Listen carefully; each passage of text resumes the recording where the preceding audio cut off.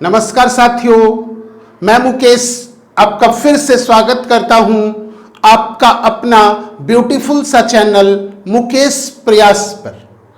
आज हम प्राचीन भारत की श्रृंखला को आगे बढ़ा रहे हैं और प्राचीन भारत में जो सबसे महत्वपूर्ण टॉपिक्स है मौर्य काल या मौर्य वंश या मौर्य साम्राज्य, उस पर चर्चा कर रहे हैं हम लोग। और हम आपको बता चुके हैं कि मौर्य काल में 3 बड़े शासक हुए हैं। मौर्य काल में कितने बड़े शासक हुए भाई? 3। फर्स्ट कौन है जो इसके संस्थापक भी हैं? तो आंसर होगा चंद्रगुप्त मौर्य। क्लियर है? कौन भाई? चंद्रगुप्त मौर्य। और उसके बाद इनका पुत्र बिंदुसार, उसके बाद इनका पुत्र अशोक। तो ये 3 बड़े शासक हुए हैं। चंद्रगुप्त मौर्य का शासनकाल बताइए भाई, आप लोग को हम बता चुके हैं 323 से 298 ईसा पूर्व। बिंदुसार हम आप लोग को पढ़ा चुके हैं 298 से 273 ईसा पूर्व। क्लियर? और आज जो हम लोग पढ़ने वाले हैं वो है अशोक। बहुत बड़े शासक हैं और आप लोग को पता ही है कि भारत में 2 ही शासक के नाम के आगे ग्रेट लगता है, एक अशोक हैं और दूसरे अकबर हैं। तो आज हम लोग अशोक के बारे में पढ़ने वाले हैं। किनके बारे में भाई? अशोक के बारे में। क्लियर? बहुत ही महत्वपूर्ण शासक हैं। अक्सर यहां से प्रश्न आप लोगों को रहता है। क्लियर? आइए, सबसे पहला पॉइंट कि अशोक का शासनकाल क्या है। तो 273 से 232 ईसा पूर्व। क्लियर? तो अशोक का जो शासनकाल है वो कब से कब तक है? 273 से 232 ईसा पूर्व। लेकिन हम आप लोग को बताए थे, याद रखिएगा, कि 273 ईस्वी में बिंदुसार की मृत्यु के बाद 4 वर्ष का एक गृह युद्ध चला था, जिसमें अशोक जो हैं वो अपने 100 भाइयों, नहीं 100 नहीं कहिए, 99 भाइयों की हत्या करके शासक बने थे। क्योंकि अशोक 101 भाई थे। एक भाई जीवित भाई मिले हैं 30 से, वो करवा चुके हैं, और एक अशोक खुद हुए। तो कितने भाई? 99 भाई की हत्या करके अशोक शासक बने। तो इसमें जो है 4 वर्ष का समय लगा। तो अगर पूछे आप लोग से कि अशोक का राज्याभिषेक कब हुआ था, तो याद रखिएगा 269 ईसा पूर्व में राज्याभिषेक। 269 ईसा पूर्व में।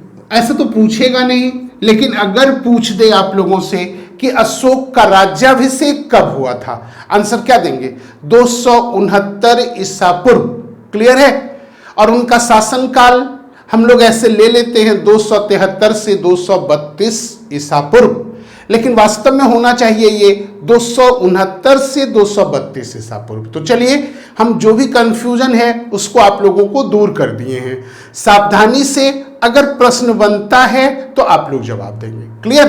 अब आइए, अगला है अशोक के नाम का उल्लेख। अशोक के नामों का उल्लेख। अशोक के नामों का उल्लेख। क्लियर है?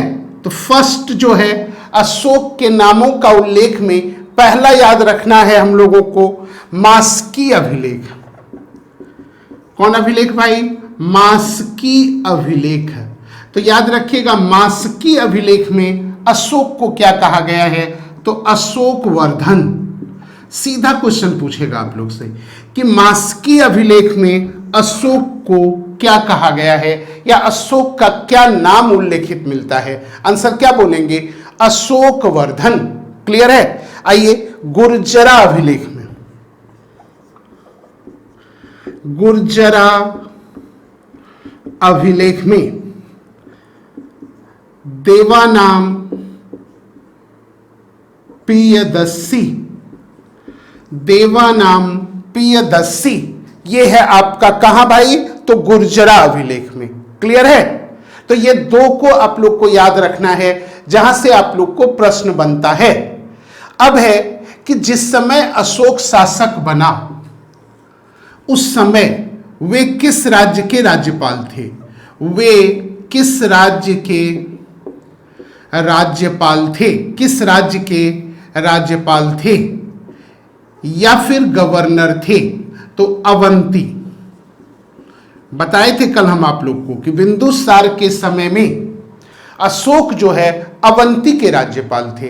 अवंती के जगह पर कई जगह आप लोग को उज्जैन भी मिलता है, क्योंकि अवंती की राजधानी कहां थी भाई? उज्जैन। तो ये भी याद रखिएगा। तो क्वेश्चन अब हम आप लोग को कई पढ़वा चुके हैं। बताइए अशोक का राज्याभिषेक कब हुआ? 269 ईसा पूर्व में। अशोक का नाम अशोक वर्धन किस अभिलेख में मिलता है? मास्की अभिलेख में। देवानाम प्रियदर्शी किस में मिलता है? तो गुर्जरा अभिलेख में। और अशोक जिस समय शासक बने थे उस समय वो किस राज्य के राज्यपाल थे? अवंती राज्य के राज्यपाल थे। भाई इतना क्लियर है आप लोगों का? चलिए आगे बढ़ाते हैं। नेक्स्ट आगे हम लोग अब करेंगे, अगला है उज्जैन की राजकुमारी से विवाह। अशोक का उज्जैन की राजकुमारी से विवाह। क्लियर है? कहां की राजकुमारी से भाई? उज्जैन की राजकुमारी से। और उनका नाम है महादेवी। क्या नाम है? महादेवी। तो बताइए अशोक का विवाह किस राज्य के राजकुमारी से हुआ था? क्या आंसर देंगे हम लोग? उज्जैन के राजकुमारी से विवाह हुआ था और उनका नाम क्या है भाई? महादेवी। और महादेवी से अशोक को एक पुत्र और एक पुत्री प्राप्त हुआ। तो महादेवी से अशोक को एक पुत्र और एक पुत्री प्राप्त हुआ। पुत्र का नाम है महेंद्र। पुत्र का क्या नाम है बोलिए? महेंद्र। और पुत्री का नाम है संघमित्रा। तो महेंद्र और संघमित्रा अशोक के पुत्र एवं पुत्री थे। और इन दोनों को अशोक धम्म के प्रचार के लिए श्रीलंका भेजे थे। यह भी क्वेश्चन कई बार आप लोग से पूछता है, तो यहीं पर हम करवा दिए। धम्म के प्रचार के लिए अशोक अपने किस पुत्र और पुत्री को श्रीलंका भेजे थे? आप लोग का आंसर क्या होगा? आप लोग का आंसर होगा महेंद्र और संघमित्रा। क्लियर है? चलिए अगला ध्यान रखिएगा। अशोक का जो दूसरा विवाह है, दूसरा विवाह वो है कलिंग युद्ध के बाद कलिंग राजकुमारी से। कलिंग की राजकुमारी से। तो कलिंग युद्ध के बाद कलिंग के राजकुमारी से अशोक का दूसरा विवाह हुआ था और उस राजकुमारी का नाम है कारुवाकी। क्या नाम है भाई? कारुवाकी। क्लियर है? और कारुवाकी से जो पुत्र प्राप्त हुआ उसका नाम है कुणाल। तो कुणाल भी जो है वो अशोक के क्या हैं? पुत्र हैं। और कुणाल का पुत्र है दशरथ। कुणाल का पुत्र क्या है? दशरथ। क्लियर है? एक बार आप लोग को प्रश्न पूछा कि निम्नलिखित में से कौन अशोक के पौत्र हैं, तो अब आप लोग बताइए कि अशोक का पोता या ग्रैंडसन कौन हुआ? दशरथ। अशोक के पौत्र। ये क्वेश्चन पूछा है पिछले बार रेलवे में, तो आप लोग को पूछा कि बिंदुसार किसका पुत्र है। तो ये सब क्वेश्चन आप लोग को बराबर यहां से पूछता है, ध्यान में रखना है आप लोग को। तो बताइए कलिंग की राजकुमारी कारुवाकी से अशोक का दूसरा विवाह। पहला विवाह उज्जैन की राजकुमारी से। क्या नाम है? महादेवी। इनसे एक पुत्र और एक पुत्री। और कारुवाकी से एक पुत्र प्राप्त होता है कुणाल और फिर उनका पुत्र है दशरथ। क्लियर है? अब आइए, अब आप लोग से पूछा जाता है कि अशोक के किस पुत्र का उल्लेख कलहन की राजतरंगिणी से प्राप्त होता है? अशोक के किस पुत्र का उल्लेख कलहन की राजतरंगिणी से प्राप्त होता है?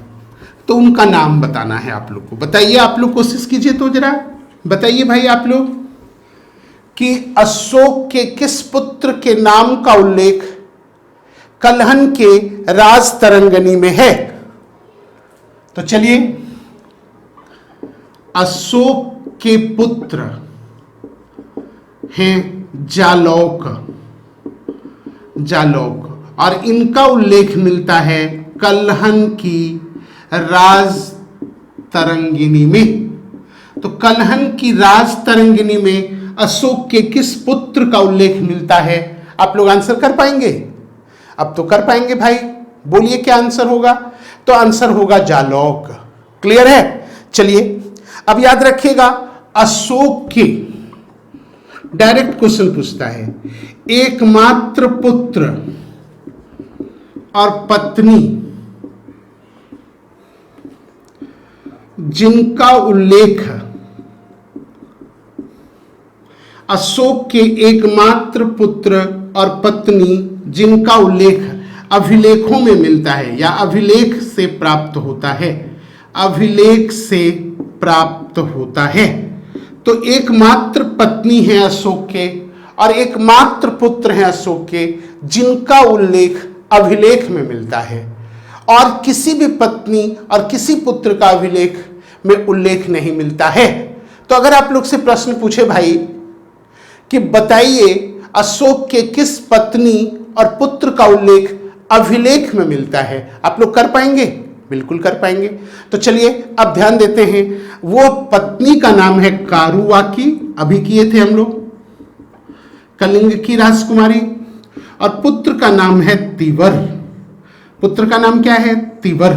कोई डाउट? तो किस पत्नी के नाम का उल्लेख अभिलेख में है भाई? तो आंसर होगा कारुवाकी। और किस पुत्र का उल्लेख है? तो आंसर होगा तिवर। अब है किस में? तो अशोक के प्रयाग स्तंभ लेख में, अशोक के प्रयाग स्तंभ लेख में। तो अशोक के प्रयाग स्तंभ लेख में उनकी पत्नी कारुवाकी और पुत्र तिवर का उल्लेख मिलता है। कर पाएंगे अब आप लोग? कर पाएंगे। इस अभिलेख को रानी का अभिलेख भी कहते हैं, रानी का अभिलेख भी कहते हैं। यह डायरेक्ट क्वेश्चन कई बार आप लोग को एग्जाम में आया है।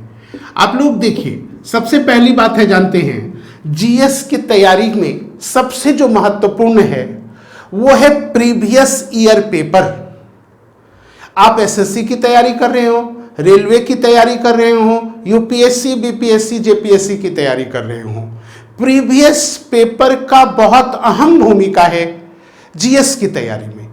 आप लोग को तैयारी शुरू करने से पहले सबसे पहला काम यही करना चाहिए कि प्रीवियस ईयर पेपर जो सॉल्व्ड है वो आप लोग को लेना चाहिए। ऐसा तो हम किसी पब्लिकेशन का नाम नहीं बोलना चाहेंगे क्योंकि आप लोग को लगेगा कि हम प्रमोट कर रहे हैं उसको, लेकिन ऐसा कुछ नहीं है। आप लोग को एक बहुत ही इंपॉर्टेंट है बुक जो है घटना चक्र की। आप लोग रेलवे का, एसएससी का और यूपीएससी, बीपीएससी, जेपीएससी का तीनों के प्रीवियस ईयर को ले लें और हमेशा अपने टेबल पर रखें। जो भी टॉपिक्स पढ़ते हैं सबसे पहले उस टॉपिक्स के पूरे टॉपिक्स को अच्छे से किसी टेक्स्ट बुक में पढ़िए, एनसीईआरटी में पढ़िए, या फिर इवन आपके पास लूसेंट है तो लूसेंट से पढ़िए। पहले किसी टॉपिक्स को, जैसे मौर्य वंश, पूरे टॉपिक्स को अच्छे से पढ़िए। फिर पहले रेलवे वाला प्रीवियस ईयर सॉल्व कीजिए जो टॉपिक्स वाइज घटना चक्र में दिया हुआ है।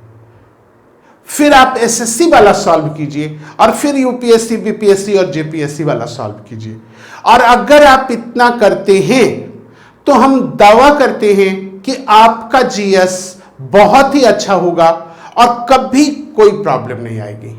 और अगर कोई बुक नहीं करना चाहते हैं तो जो भी टॉपिक्स हम पढ़ा रहे हैं उस टॉपिक्स को अच्छे से वीडियो देखकर, नोट्स बनाकर 2-4 बार रिवाइज कर लीजिए और फिर प्रीवियस ईयर पेपर को बनाना शुरू कीजिए। देखिए आपका 100 में 90 से 95 क्वेश्चन, 99 क्वेश्चन तक बन जाएगा आपका मेरे क्लास के बाद, और फिर कुछ बचता ही नहीं है। तो सबसे इंपॉर्टेंट है आपको यह जानना कि क्या पूछा जाता है। देखिए पढ़ने के लिए बहुत सारा सिलेबस में है, बहुत बातें हैं। मौर्य वंश पर ही कई लोग रिसर्च करते करते अपना जीवन समाप्त कर दिए।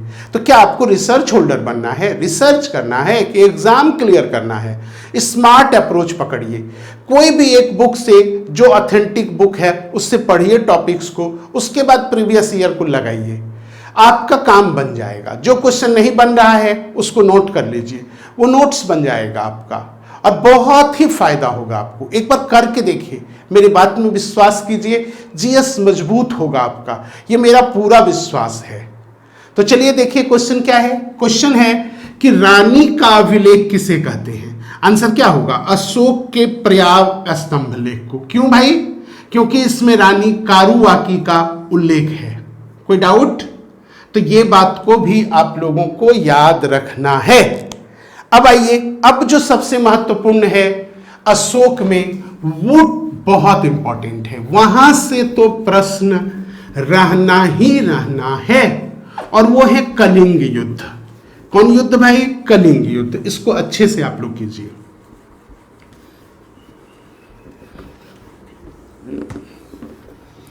चलिए अब हम लोग करते हैं कलिंग युद्ध। क्या करेंगे भाई? कलिंग युद्ध।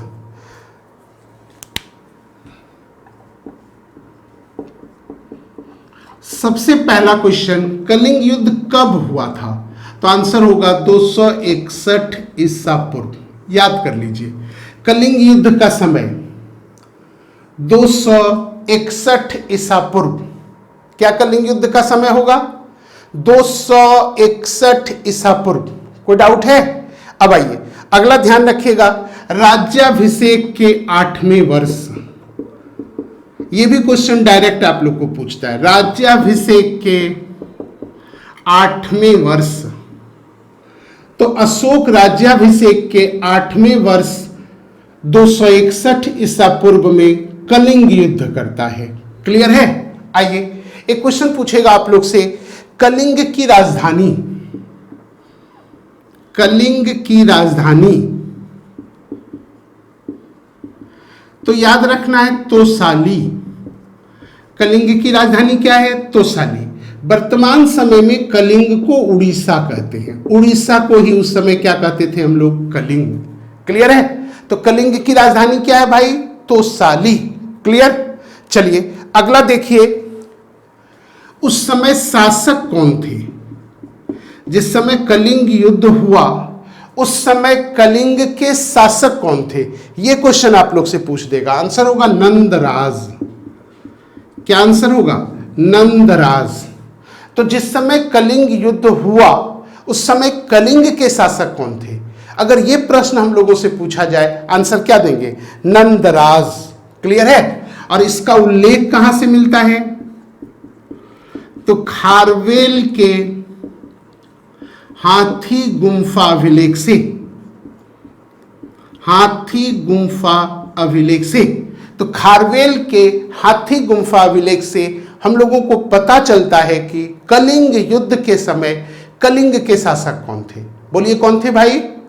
आप लोग का आंसर होगा नंदराज। क्लियर? अब आइए, ये जो है खारवेल, वो कलिंग के चेदी वंश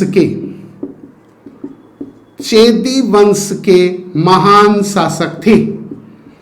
तो खारवेल का संबंध किस वंश से है? बोलिए, चेदी वंश से। क्लियर है? किस वंश से भाई? चेदी वंश से। अब आइए क्वेश्चन पूछता है कि कलिंग युद्ध का उद्देश्य क्या था? कोई ना कोई तो उद्देश्य होगा। तो कलिंग युद्ध का जो उद्देश्य है वह है आपका हाथी प्राप्ति के लिए। याद रखिएगा, हाथी प्राप्ति के लिए। तो हाथी की प्राप्ति के लिए कलिंग युद्ध हुआ था। अब एक क्वेश्चन पूछता है, कलिंग युद्ध का उल्लेख अशोक के किस शिलालेख में है? तो 13वें शिलालेख में। बहुत इंपॉर्टेंट क्वेश्चन भाई, एकदम सुपर डुपर हिट क्वेश्चन है। किस शिलालेख में भाई? 13वें शिलालेख में। तो अशोक के किस शिलालेख में कलिंग युद्ध का वर्णन है? आप लोग क्या आंसर बोलेंगे? 13वें शिलालेख में। कोई डाउट है? रट जाइए इस क्वेश्चन को, सोचिए, ये परीक्षा में आना ही आना है। तो कलिंग युद्ध का वर्णन अशोक के किस बृहद शिलालेख में है? 13वें शिलालेख में। क्लियर है? चलिए, ये अशोक का पहला, अशोक का प्रथम एवं अंतिम युद्ध था। अशोक का प्रथम एवं अंतिम युद्ध था। तो कलिंग युद्ध जो है वो अशोक का प्रथम और अंतिम युद्ध था। क्लियर है? चलिए, कलिंग युद्ध के बाद, कलिंग युद्ध के बाद अशोक ने बौद्ध धर्म अपना लिया। बौद्ध धर्म अपना लिया। तो कलिंग युद्ध के बाद अशोक जो है वो किस धर्म को अपना लिए थे? बौद्ध धर्म को। इसका एक अर्थ निकलता है। अर्थ यह है कि कलिंग युद्ध से पहले अशोक बौद्ध नहीं थे। क्लियर है? कलिंग युद्ध के बाद अशोक बौद्ध धर्म को अपना लिए। इससे क्या निष्कर्ष निकालेंगे हम लोग? कि कलिंग युद्ध से पहले अशोक बौद्ध नहीं थे। क्लियर है? तो अब इस पर हम लोग चर्चा करेंगे। तो कलिंग युद्ध से रिलेटेड जो भी क्वेश्चन बनता है वो हम आप लोग को यहां पर करवाए हैं। क्या कोई प्रश्न में दिक्कत है आप लोगों को? नहीं। और सॉल्व कीजिए प्रीवियस ईयर मेरे साथ टॉपिक्स में। वैसे तो हम टॉपिक्स का आप लोग को पीडीएफ भी डाल रहे हैं, और मौर्य वंश जैसे समाप्त होगा हम आप लोग को इंपॉर्टेंट क्वेश्चन का एक सेट भी डालेंगे पीडीएफ में। और पीडीएफ के लिए मेरी टेलीग्राम चैनल मुकेश प्रयास को ज्वाइन कीजिए आप लोग। क्लियर है? चलिए बात को आगे बढ़ाते हैं। चलिए, तो हम लोग करते हैं अब कि कलिंग युद्ध से पहले अशोक किस धर्म को मानते थे। तो याद रखिएगा, अशोक पहले ब्राह्मण धर्म को मानते थे। तो बौद्ध धर्म को स्वीकार करने से पहले अशोक किस धर्म को मानते थे? ब्राह्मण धर्म को मानते थे। क्लियर? आइए, कलहन की राजतरंगिणी से ध्यान रखिए। स्रोत क्या है भाई? कलहन की राजतरंगिणी से के अनुसार अशोक शैव थे। अशोक शैव थे। शैव थे का मतलब शिव के उपासक थे। तो ब्राह्मण धर्म में भी अशोक वैष्णव थे या शैव थे? तो शैव थे। ये हम लोग को किससे पता चलता है? तो ये हम लोग को पता चलता है कलहन की राजतरंगिणी से। क्लियर है? आइए, महावंश के अनुसार, किसके अनुसार भाई? महावंश के अनुसार अशोक प्रतिदिन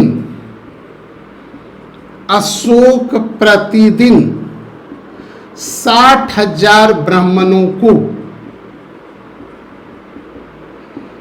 भोजन कराया करता था। याद रखिएगा आप लोग, महावंश के अनुसार, किस बौद्ध ग्रंथ के अनुसार? महावंश के अनुसार अशोक प्रतिदिन 60,000 ब्राह्मणों को भोजन कराया करता था। तो अगर पूछे कि अशोक शैव धर्म को मानते थे, ये किससे पता चलता है? आप लोग का आंसर क्या होगा? कलहन की राजतरंगिणी से। और ब्राह्मणों को भोजन प्रतिदिन कराया करता था अशोक, किस ग्रंथ से पता चलता है? तो आंसर क्या होगा? आंसर होगा आप लोगों का कलहन की राजतरंगिणी। अब याद रखिए, क्वेश्चन पूछता है अशोक किनके प्रवचन को या किनके प्रवचनों से प्रभावित होकर, अशोक किनके प्रवचनों से प्रभावित होकर बौद्ध धर्म स्वीकार कर लिया था? बौद्ध धर्म स्वीकार कर लिया था। तो आंसर होगा निग्रोध। क्या आंसर होगा भाई? निग्रोध। तो याद रखिएगा, अगर आप लोग से क्वेश्चन पूछा जाए कि किनके प्रवचनों को सुनकर या किनके प्रवचनों से प्रभावित होकर अशोक बौद्ध धर्म को स्वीकार कर लिया था, आंसर क्या देंगे? निग्रोध। और निग्रोध जो है वो कौन थे? तो अशोक के बड़े भाई सुसीम का पुत्र, अशोक के बड़े भाई सुसीम का पुत्र कौन थे? निग्रोध। क्लियर है? आइए क्वेश्चन पूछता है, अशोक को बौद्ध धर्म में दीक्षित किया, बौद्ध धर्म में दीक्षित किया। अगर ये प्रश्न पूछे तो आंसर होगा उपगुप्त। क्या आंसर होगा भाई? उपगुप्त। तो अशोक को बौद्ध धर्म में दीक्षित करने का श्रेय किस व्यक्ति को जाता है, किस संत को जाता है? आंसर होगा उपगुप्त। क्लियर है? तो बौद्ध संत उपगुप्त ने अशोक को बौद्ध धर्म में दीक्षित किया था। कोई डाउट? यह क्वेश्चन डायरेक्ट पूछता है, किनके प्रवचनों से प्रभावित होकर बौद्ध धर्म स्वीकार किए? तो निग्रोध। कौन उनको दीक्षित किया था बौद्ध धर्म में? उपगुप्त। ये दोनों क्वेश्चन को अच्छे से आप लोग करें, ये क्वेश्चन पूछता है। अब क्वेश्चन पूछता है, अशोक सर्वाधिक प्रभावित थे, सर्वाधिक प्रभावित थे, तो आंसर याद रखिएगा मोगली पुत्र तिस्य, मोगली पुत्र तिस्य। क्लियर है? अशोक सर्वाधिक किनसे प्रभावित थे? मोगली पुत्र तिस्य से प्रभावित थे। कोई डाउट है? तो ये क्वेश्चन भी याद रखना है आप लोगों को। अब याद रखिएगा, अशोक जो है ना वो 3 धर्मों से संबंधित थे। कितने धर्मों से? 3 धर्मों से। अगर आप लोग से प्रश्न पूछा जाए कि अशोक कितने धर्मों से संबंधित थे, आंसर होगा 3। फर्स्ट याद रखिएगा शैव धर्म, उसके बाद बौद्ध धर्म और उसके बाद आजीवक संप्रदाय। आजीवक संप्रदाय। क्लियर है? कौन संप्रदाय भाई? आजीवक संप्रदाय। तो बौद्ध धर्म कलिंग युद्ध के बाद अपना लिए, उसके पहले शैव धर्म और बौद्ध धर्म के बाद आजीवक संप्रदाय। तो अशोक कितने धर्मों से संबंधित थे? अगर यह प्रश्न अब आप लोगों से पूछा जाए, आप लोग कर पाएंगे? तो एकदम कर पाएंगे। यस या नो? कर पाएंगे? तो कर पाएंगे। याद कीजिए भाई, वही आपको आगे ले जाएगा एग्जाम क्लियर कराने में। अब आइए ध्यान रखिएगा, बाराबर की पहाड़ी, बाराबर की पहाड़ियों में 3 गुफाओं का निर्माण कराकर आजीवक संप्रदाय को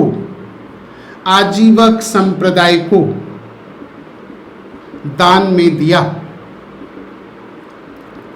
याद रखिएगा, अशोक बाराबर की पहाड़ी जो बिहार में गया के पास है भाई। कहां पर? गया के पास। बाराबर की पहाड़ियों में 3 गुफाओं का निर्माण करवाया और आजीवक संप्रदाय को दान में दे दिया। पूछेगा अशोक किस पहाड़ी पर आजीवक संप्रदाय के लिए गुफाओं का निर्माण करवाया था? कर देंगे? बाराबर की पहाड़ियों पर। कितने गुफाओं का भाई? 3। और तीनों का नाम याद रखना है आप लोग को। फर्स्ट है सुदामा गुफा। फर्स्ट क्या है? सुदामा गुफा। दूसरा है विश्व झोपड़ी और तीसरा है कर्ण चौपार। तो ये 3 नाम से आजीवक संप्रदाय के लिए गुफाओं का निर्माण करवाए थे। कौन? अशोक। अब क्वेश्चन पूछता है, ये जो सुदामा गुफा का निर्माण करवाए वो राज्याभिषेक के किस वर्ष? 12वें वर्ष। ये भी किस वर्ष? 12वें वर्ष। क्वेश्चन पहले समझे। क्वेश्चन पूछेगा कि अशोक राज्याभिषेक के किस वर्ष सुदामा गुफा का निर्माण करवाया था? 12वें वर्ष। कोई डाउट? और फिर विश्व झोपड़ी, तो ये भी 12वें वर्ष। और कर्ण चौपार तो 19वें वर्ष। क्लियर है? 12वें वर्ष, 12वें वर्ष। तो ये याद रखिएगा। यहां पर ही आप लोग को एक क्वेश्चन करवाए कि बराबर की पहाड़ियों में 3 गुफाओं का निर्माण करवाकर अशोक किस संप्रदाय को दान में दिया था? आजीवक संप्रदाय को। क्लियर है? चलिए अब एक क्वेश्चन है, उपासक के रूप में क्वेश्चन पूछेगा आप लोग से, उपासक के रूप में, किस रूप में भाई? उपासक के रूप में अशोक की यात्रा, एक उपासक के रूप में, एक उपासक के रूप में अशोक की यात्रा, याद रखिएगा। यहां से एक क्वेश्चन बनता है आप लोगों का। तो फर्स्ट याद रखेंगे आप लोग, फर्स्ट है बोध गया। कहां की यात्रा भाई? बोध गया, याद रखिएगा अच्छे से। दूसरा है निगाली सागर, निगाली सागर की यात्रा। फर्स्ट कहां की? बोध गया। दूसरा निगाली सागर, और तीसरा याद रखिएगा लुम्बिनी, लुम्बिनी। क्लियर? ये 3 यात्रा एक उपासक के रूप में अशोक किए थे। कहां कहां का भाई? बोध गया, निगाली सागर और लुम्बिनी। अब पूछेगा बोध गया की यात्रा राज्याभिषेक के किस वर्ष? तो याद रखिएगा 10वें वर्ष। किस वर्ष भाई? 10वें वर्ष। निगाली सागर की यात्रा 12वें वर्ष। किस वर्ष भाई? 12वें वर्ष। और लुम्बिनी की यात्रा 20वें वर्ष। कई बार देखे हैं हम, क्रम पूछ दिया है। अब आप लोग क्रम कर पाएंगे? सबसे पहले बताइए बोध गया, उसके बाद निगाली सागर, उसके बाद लुम्बिनी, या फिर डायरेक्ट क्वेश्चन पूछेगा अशोक निगाली सागर की यात्रा पर राज्याभिषेक के किस वर्ष गया था? आंसर क्या देंगे हम लोग? 12वें वर्ष। क्लियर है? चलिए इसको ध्यान में रखिएगा आप लोग। कोई डाउट? चलिए अब ध्यान रखिएगा कि लुम्बिनी की यात्रा पर जब अशोक गए थे तो लुम्बिनी जो है वो बुद्ध का जन्म स्थान है, इसलिए इसको कर मुक्त कर दिए थे। कर मुक्त कर दिए। तो लुम्बिनी को यात्रा पर जब अशोक गए तो उसको क्या कर दिए? ये कर मुक्त कर दिए। क्लियर है? अब आइए इसका उल्लेख किस में मिलता है? तो आंसर होगा रुमिनदेई अभिलेख। कौन अभिलेख? रुमिनदेई अभिलेख। तो लुम्बिनी की यात्रा पर अशोक गए और उस क्षेत्र को कर मुक्त घोषित कर दिए। ये किससे पता चलता है? रुमिनदेई अभिलेख से। और रुमिनदेई अभिलेख को आर्थिक अभिलेख भी कहते हैं। ये क्वेश्चन भी पूछ सकता है आप लोग को कि अशोक के किस अभिलेख को आर्थिक अभिलेख के नाम से जाना जाता है? आप लोग का आंसर क्या होगा? रुमिनदेई अभिलेख। क्लियर? आइए अगला याद रखिएगा आप लोग, अशोक का सबसे छोटा अभिलेख भी है।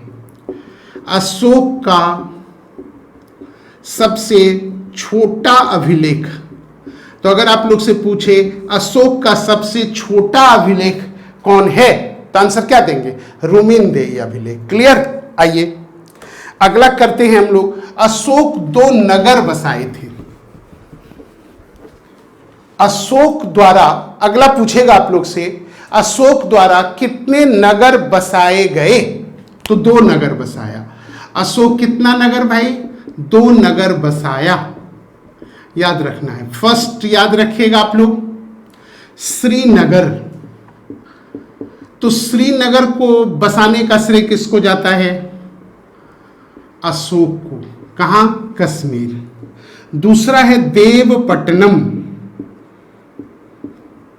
ये कहां है? तो नेपाल में। तो 2 नगर अशोक कौन कौन बसाए थे? अगर ये क्वेश्चन अब हम लोग से पूछा जाए, हम लोग कर पाएंगे। और उस नगर का नाम बताइए। फर्स्ट श्रीनगर और दूसरा देवपट्टन। क्लियर है? आइए अगला है तृतीय बौद्ध महासंगति। तीसरी बौद्ध महासंगति, तीसरी बौद्ध महासंगति का आयोजन। बताइए, तृतीय बौद्ध महासंगति का आयोजन किसके काल में भाई? तो शासक हैं अशोक। और स्थान भाई तो पाटलिपुत्र। समय भाई तो 250 ईसा पूर्व। अध्यक्ष भाई तो अध्यक्ष का नाम होगा मोगली, मोगली पुत्तिस। क्लियर? और कार्य, कार्य तो तीसरे पिटक, अभिधम्म पिटक का संकलन, अभिधम्म पिटक का संकलन। तो तीसरी बौद्ध महासंगति का आयोजन किसके काल में हुआ? अगर ये क्वेश्चन अब हम लोगों से पूछा जाए, क्या कर पाएंगे आप? अशोक के काल में। कहा भाई? पाटलिपुत्र में। किस समय? तो 250 ईसा पूर्व में। अध्यक्ष कौन थे? मोगली पुत्तिस। और क्या कार्य किया गया? तो तीसरा पिटक जो है अभिधम्म पिटक, उसका संकलन किया गया। किस बौद्ध महासंगति में? तीसरे महासंगति में। इसको हम कई बार आप लोग को करवाए हैं भाई, क्योंकि यहां से क्वेश्चन पूछता है।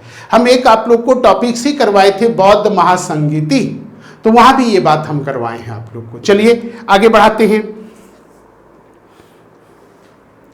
अशोक पहला शासक था भारत में, पहला शासक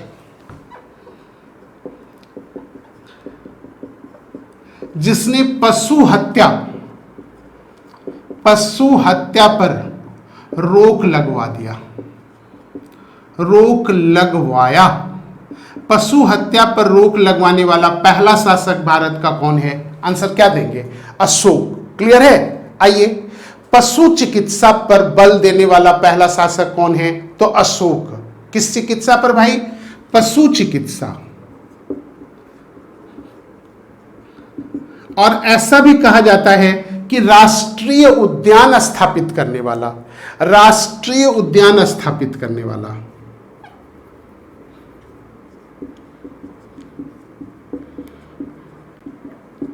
राष्ट्रीय उद्यान स्थापित करवाने वाला पहला शासक। तो ये भी याद रखेंगे आप लोग। काफी इंफॉर्मेशन है अशोक से रिलेटेड, बहुत बड़ा है ये टॉपिक्स अशोक, लेकिन बहुत इंपॉर्टेंट है। जितना करवा रहे हैं, अगर आप मेरे साथ इसको अच्छे से किए तो पूरा विश्वास है मेरा, आपको अब कभी भी अशोक के टॉपिक्स में तो कोई प्रॉब्लम नहीं होगा, बिंदुसार में कोई प्रॉब्लम नहीं होगा, चंद्रगुप्त मौर्य में नहीं। तो जो भी टॉपिक्स हम आप लोगों को करवा रहे हैं उसको अच्छे से मेरे साथ करते जाइए, मेरा सपोर्ट कीजिए, लाइक कीजिए वीडियो को, अपने मित्रों में ज़्यादा से ज़्यादा शेयर कीजिए, कमेंट कीजिए। इस सब से हम लोगों का जो मनोबल है ना वो बढ़ता है। और जितना अच्छा से आप मेरे साथ जुड़ेंगे ईमानदारी से, उतनी ईमानदारी से हम आपके लिए मेहनत करेंगे। और अभी तो आप हिस्ट्री देख रहे हैं, आगे देखिए, हमको ज्योग्राफी तो पढ़ाने दीजिए, साइंस तो पढ़ाने दीजिए। एकदम धुआं धुआं कर देंगे, एकदम आग लगा देंगे, विश्वास कीजिए मेरे ऊपर। और आप लोग वीडियो को ज़्यादा से ज़्यादा शेयर कीजिए। जितने भी लोग जुड़े हैं, बहुत बच्चे ऐसे हैं, हम जब देखते हैं अपना YT में स्टूडियो में, तो ज़्यादा व्यूअर्स मेरे जो हैं वो नॉन सब्सक्राइबर हैं। तो भाई सब्सक्राइब कीजिए। अगर हमारे साथ जुड़े हैं तो ईमानदारी से हम आपके लिए मेहनत करते हैं, कोई नाटकबाजी नहीं, कोई नाटक नहीं, सिर्फ पढ़ाई और सिर्फ पढ़ाई। ये मेरा शुरू से ऑफलाइन क्लास में भी मेरा टारगेट रहा है कि बच्चों को पढ़ाना है, ऐसा पढ़ाना है कि उसको ये अनुभव हो कि हम जो पढ़ रहे हैं वो श्रेष्ठ है, उससे अच्छा कुछ नहीं है। ये विश्वास जगा देंगे आप लोगों को। पढ़िए मेरे साथ, जुड़े रहिए मेरे साथ और सपोर्ट कीजिए थोड़ा। क्लियर? तो चलिए अगला देखते हैं अब हम लोग। बहुत ही इंपॉर्टेंट है अशोक का धम्म, लास्ट है अशोक का धम्म।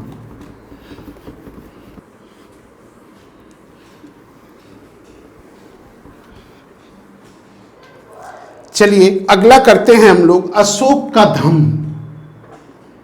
और ये लास्ट है अशोक में, अशोक का धम्म। फिर हम लोग करेंगे मौर्य प्रशासन। फिर क्या करेंगे हम लोग? मौर्य प्रशासन।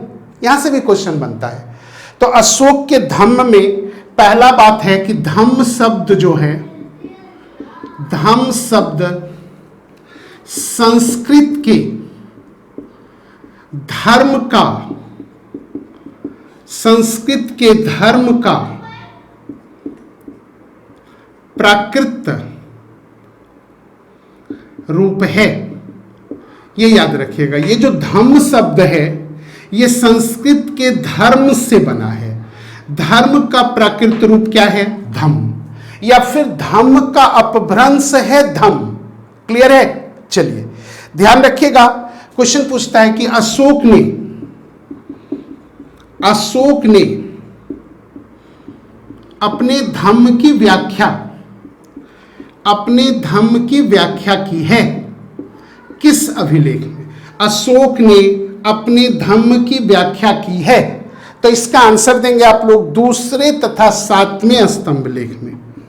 दूसरे तथा सातवें स्तंभ लेख में, दूसरे तथा सातवें स्तंभ लेख में। तो अशोक जो है अपने धम्म की व्याख्या किस अभिलेख में किया है? अगर यह प्रश्न आप लोग से पूछा जाए तो आप लोग क्या बोलेंगे बताइए? तो आप लोग का आंसर होगा दूसरे तथा सातवें स्तंभ लेख में। अब एक प्रश्न पूछता है, अशोक ने धम्म की सार वृद्धि पर, अशोक ने धम्म की सार वृद्धि पर, अशोक ने धम्म की सार वृद्धि पर जोर दिया है। सार वृद्धि पर जोर दिया है किस शिलालेख में? तो 12वें शिलालेख में। 12वें शिलालेख में ये डायरेक्ट क्वेश्चन पूछता है भाई, अशोक ने धम्म की सार वृद्धि पर जोर दिया है किस शिलालेख में? आप लोग क्या आंसर देंगे? 12वें शिलालेख में। भाई क्लियर है? कोई डाउट नहीं होना चाहिए डाउट। चलिए अब सबसे पहला प्रश्न है कि सार वृद्धि का तात्पर्य क्या है? सार वृद्धि का तात्पर्य, सार वृद्धि का क्या तात्पर्य है? क्या है सार वृद्धि?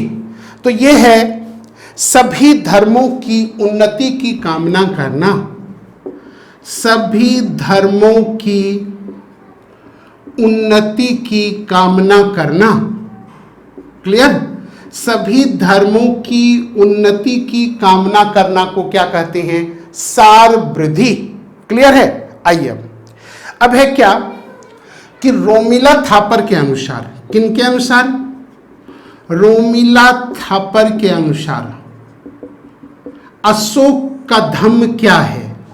तो कहती है रोमिला थापर कि अशोक का जो धम्म है वह उनकी निजी कल्पना है। वह उनकी क्या है? निजी कल्पना है। और साथ ही साथ जो ये निजी कल्पना है वो क्यों, किस उद्देश्य से है? तो आंसर होता है प्रशासनिक उद्देश्यों को ध्यान में रखकर। प्रशासनिक उद्देश्यों को ध्यान में रखकर। क्लियर? प्रशासनिक उद्देश्यों को ध्यान में रखकर अशोक की निजी कल्पना है अशोक का धम्म। तो अशोक का धम्म रोमिला थापर के अनुसार क्या है? अगर यह प्रश्न आप लोग से पूछा जाए आप लोग क्या बोलेंगे? अशोक की यह निजी कल्पना है या किसी से प्रभावित नहीं है, और इसका उद्देश्य है प्रशासनिक, प्रशासन को मजबूत करना। आप लोग को पता है कि अशोक के समय में मौर्य साम्राज्य अपने पराकाष्ठा पर पहुंच गया था। अशोक की जिम्मेवारी थी समाज को जोड़कर, साम्राज्य को जोड़कर रखना, और साम्राज्य को जोड़कर रखने के उद्देश्य से अशोक अपना एक धम्म लेकर आए और वो कहलाता है अशोक का धम्म। क्लियर? आइए एक बहुत इंपॉर्टेंट क्वेश्चन है, बहुत इंपॉर्टेंट 2-3 क्वेश्चन अब बचा है, उसको करवा देते हैं हम, और अशोक उसके बाद हम लोग का क्या हो जाएगा? कंप्लीट।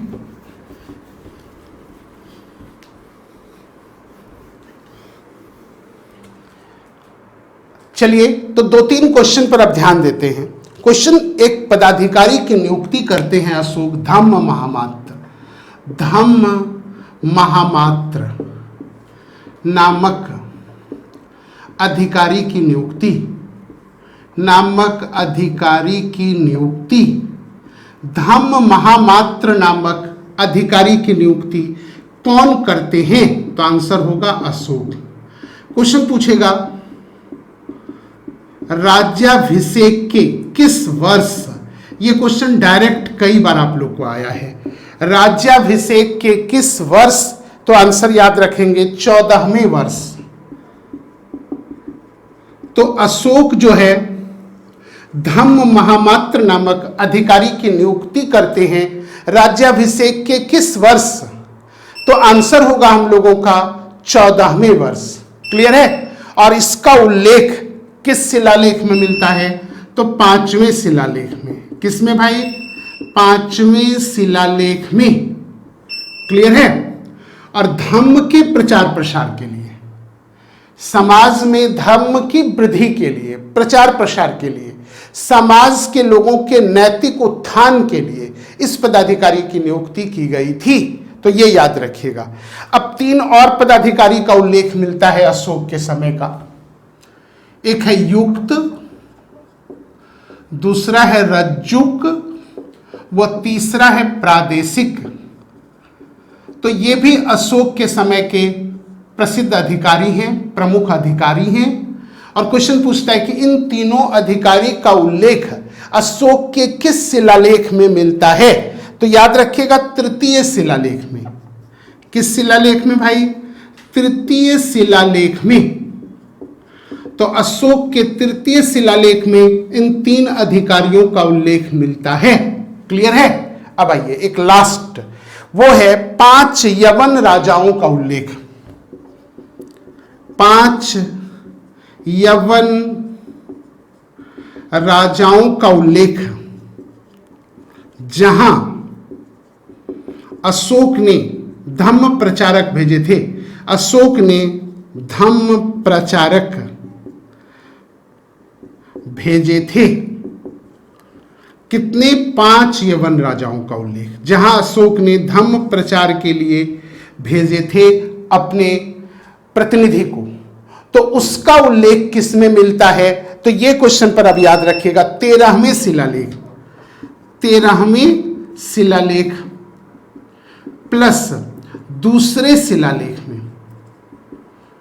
13वें शिलालेख और दूसरे शिलालेख में। क्लियर? तो 5 यवन राजाओं का उल्लेख अशोक के काल का, जहां अशोक अपने प्रतिनिधि को धम्म प्रचार के लिए भेजा था, उसका उल्लेख किस शिलालेख में मिलता है? तो दूसरा और 13वां। क्लियर? तो चलिए भाई, इस तरह से अशोक से रिलेटेड जितने भी इंपॉर्टेंट फैक्ट्स हैं, जो भी इंपॉर्टेंट प्रश्न बन सकता है, उन सब पर आज हम चर्चा किए हैं बारीकी से। आप लोग इसको अच्छे से नोट्स बनाएं और रिवाइज करें। उम्मीद है ये आप लोग के लिए काफी परीक्षा उपयोगी होगा। तो धन्यवाद मित्रों, फिर मिलते हैं नेक्स्ट वीडियो में। जय हिंद, जय भारत।